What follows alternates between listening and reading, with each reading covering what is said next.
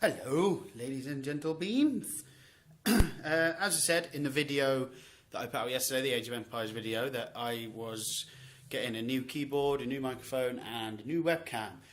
Well, today, keyboard came, so I thought I would give you a little unboxing, as it were, of said keyboard. So, it was actually dispatched this morning at 8 o'clock, and bear in mind I live in the UK, and this says it came from Holland. That's pretty good going. Apparently the guy who dropped it off this morning, because I wasn't actually in, the guy that dropped it off this morning had a sweat on, so I assume he'd been running from Holland to here just to drop my keyboard off. Get rid of all the crap. Keyboard. Right. So as I said, it was Corsair Vengeance K90. It's a mechanical keyboard, that's why it cost me quite a bit more than what your normal keyboards were. It's got Cherry MX red mechanical key switches with different colours of key switches.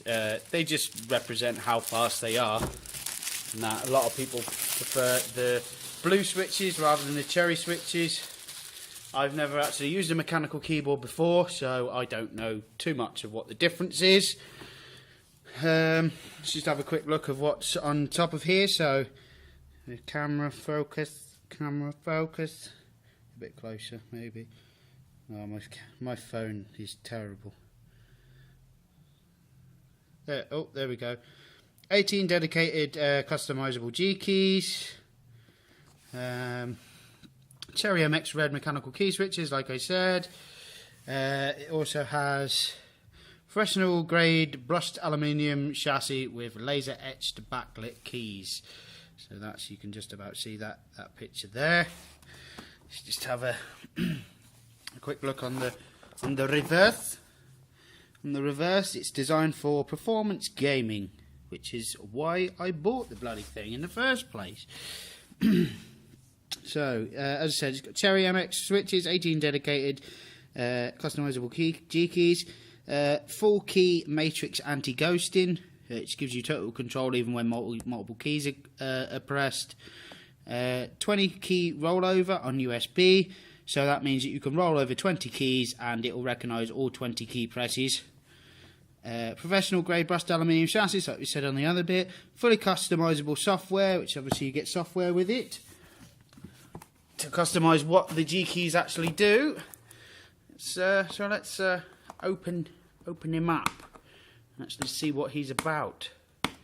Now I was originally going to buy the MadCatz S.T.R.I.K.E 7 because I have a Cyborg Rat 5 mouse, and I was going to buy the S.T.R.I.K.E 7, but that was slightly more expensive, and it was a membrane keyboard, not a mechanical keyboard.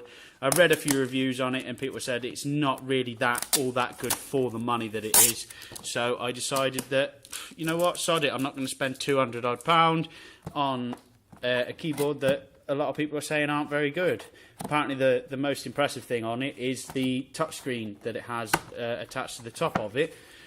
But then people were saying that it's not, at the moment, it's not really all that useful. There's not really all that many apps for it or anything like that. So we can get this out.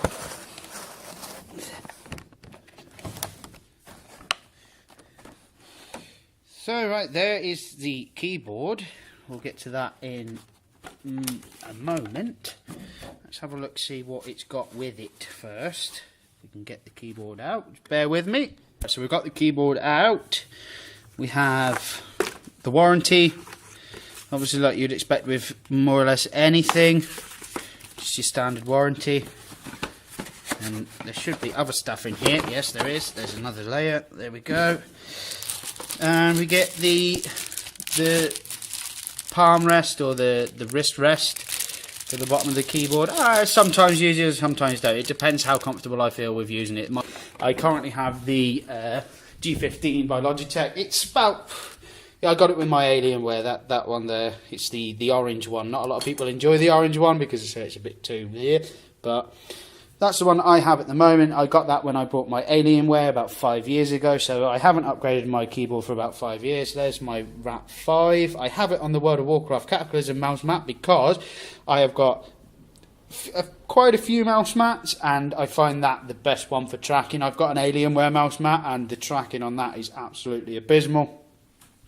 So I use that one.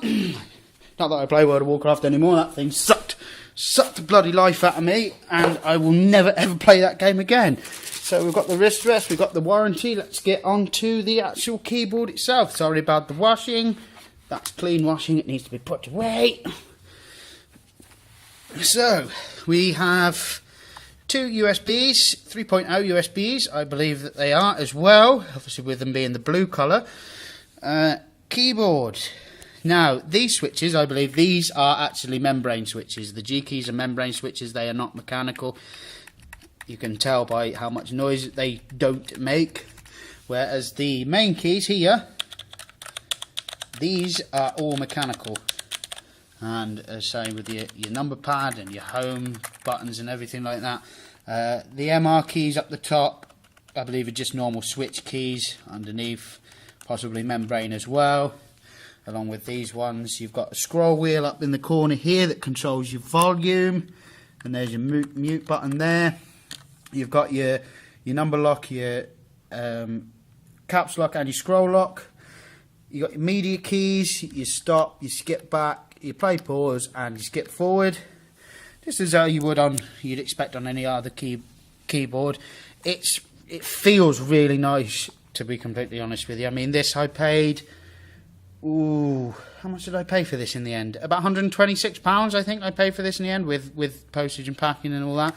It feels really nice. It feels really, really rugged. It doesn't feel like if you dropped it, it would break, which thankfully that's okay, because apparently the guy who delivered it dropped it on his way in the box. But it doesn't seem to be damaged in any way. It looks absolutely fantastic, I will say. And this is actually metal. The feel of it is very nice. It's very nice indeed. As I say, I've never owned a mechanical keyboard before, so I'm quite intrigued as to how well they actually perform. I've heard nothing but good things about mechanical keyboards. Now, the reason why it's got two USBs on the reverse side of it is because you have an extra USB port on the back of the keyboard. Obviously, that's where I'm going to be plugging in my mouse.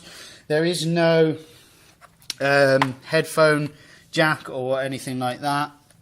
Some keyboards you'll find that you get headphone jacks with, others you won't. To be honest, I've got an extension cable for my headset and that, and the new microphone that I'm getting is going to be USB anyway, so there's no need for it. And potentially I could just plug the mouse into the back of my tower. Whose tower is too far away that they can't plug the mouse into the back of the tower, so potentially I could actually plug in the microphone into the back of this keyboard if I so desired, but I probably am not going to. It will probably be reserved for the mouse.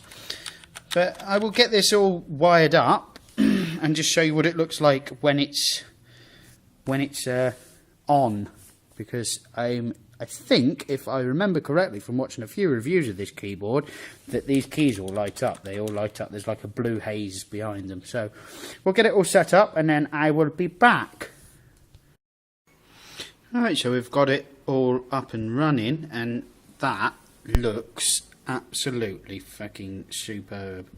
There's a button up in the top corner here that you can turn the lights off, have them slightly dimmed, slightly less dimmed, and full.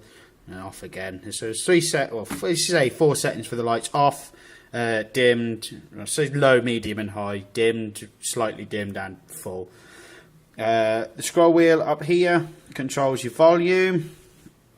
If I just show you on the screen just here, I know I could have used a recorder for this, but if I scroll the wheel, volume goes up and down. If I press the mute button, it mutes. So that all works. That's nice and fine. You've got your play, your pause, which I've got no music running at the moment, and I shan't do so because of copyright reasons. I haven't installed the software yet. You have to download that, I think, directly from Corsair. But you've got your macro function keys at the top here. Your MI, start your macro recording, and then you pick through your macros. Macro recorded 1, 2, 3. So you've got 18 keys here, but you've got 3 separate profiles for them. So potentially you've got 3 sets of 18 to actually use. Now that is more for the old style of hotkey MMOs more than anything. Some people use hotkeys and stuff when they're video editing and everything to just skip them straight to where they want to go, but I don't use particularly sophisticated video editing to do my videos, so I shan't be using them for that. They might get used at some point. I never really used the ones on my old keyboard, apart from when I played World of Warcraft back in the day. That I did use them at some point. I never really found them all that useful, to be honest, so that side of the keyboard is probably not going to get used very much unless I find a game that I find comfortable using it. But I will say it looks absolutely fantastic, and it sounds like an old typewriter. I love it. I would recommend, if I'm going to use this for a little bit before, as I say, I was going to recommend you buy it, but I'll use it for a little bit and then give you probably on another video about, just in the middle of a game or something, tell you what I think of this keyboard. But it looks fantastic. I've got the wrist rest on it, the palm rest, or whatever you want to call it. The one thing that I will say is that I wish the feet on the back, which is down at the moment, I wish that they were metal as well. They are not. They are plastic. But that's one little gripe I have. I mean, the whole bottom of the actual chassis itself is plastic. It's only really this top part. It's a very thin part of metal that's actually that is actually metal, but it feels very robust. It doesn't feel like I'm going to break it anytime soon, and I hope bloody not, because it was a lot of money. I'll do another video when I get my microphone and when I get my webcam. Those two should be coming at the same time. So I will see you guys next time.